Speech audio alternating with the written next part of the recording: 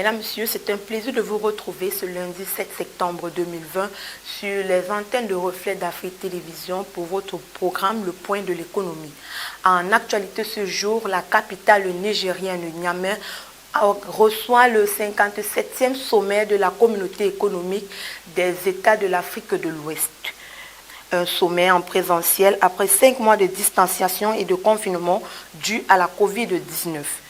Ce 57e sommet de la CEDEAO abordera de nombreuses thématiques sur des sujets de consensus général d'une part et d'autres comme la problématique de modification constitutionnelle qui risquerait de ressurgir des tensions entre le président guinéen Umaro Sissoko Embalo et ses homologues de la Guinée et de la Côte d'Ivoire.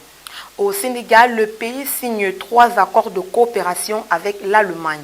146 millions d'euros, soit environ 96 milliards de francs CFA, c'est ce que l'Allemagne a octroyé au Sénégal sous forme de dons. Un engagement financier qui a été signé le 3 septembre dernier à Dakar entre le ministre de l'économie, du plan et de la coopération, M. Amadou Hott, et son Excellence Stephen Rocker, ambassadeur de la République fédérale d'Allemagne. Ces allocations du gouvernement allemand pour ces 3 accords sont destinées à la mise en œuvre des projets et programmes de la coopération bilatérale dans le secteur des énergies renouvelables, de l'efficacité énergétique et de l'accès à l'énergie, ainsi qu'au soutien de la mise en œuvre du programme Partenariat Réforme initié dans le cadre du contact avec l'Afrique lancé par la chancelière allemande Angela Merkel. Gabon, la SEEG dévoile son plan d'urgence.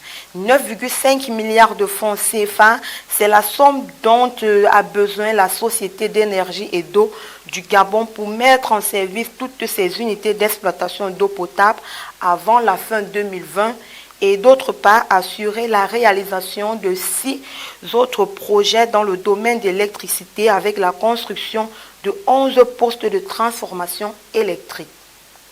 C'est au cours d'un point de presse tenu le 7 septembre dernier à Libreville que le ministre de la SEEG, Alain Patrick Nouma, a présenté son plan d'urgence.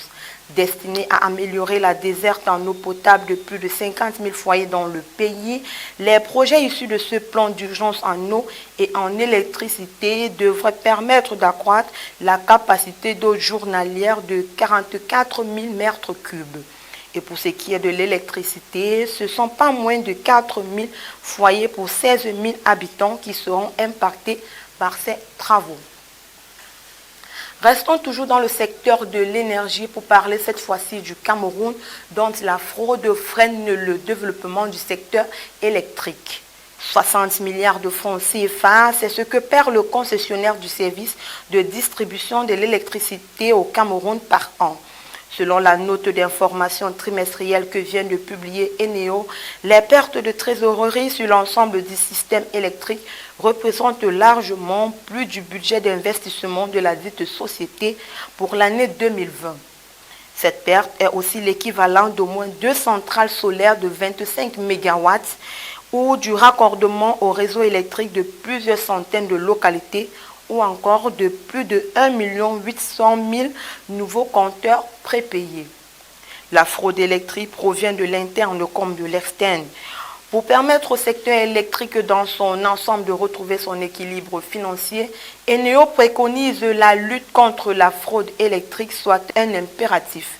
Pour aspirer à devenir un modèle de gouvernance, le Cameroun doit lutter contre la fraude électrique et sanctionner ceux qui en sont les auteurs dans tous les niveaux de la chaîne. Côte d'Ivoire, Bluebird signe un projet agricole.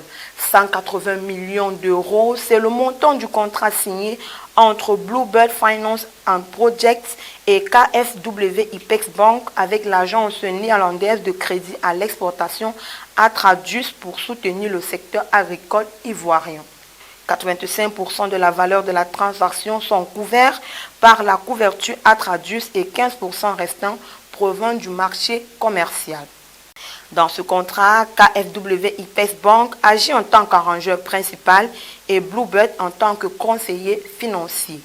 Ce projet agricole comprend la construction de 4 services agricoles et centres de formation. Ces infrastructures fourniront des terres, des installations et des machines pour la production de fruits, légumes, poissons et autres produits. La construction de ces infrastructures devrait durer 36 mois. C'est tout pour le point de l'économie de ce 7 septembre 2020. Retrouvons-nous demain pour une nouvelle sortie. Vous pouvez revoir ce programme sur toutes nos plateformes médias, Facebook, Twitter, Instagram, YouTube ou sur notre site internet www.refletdafriquetv.com. Agréable suite de programme à notre compagnie.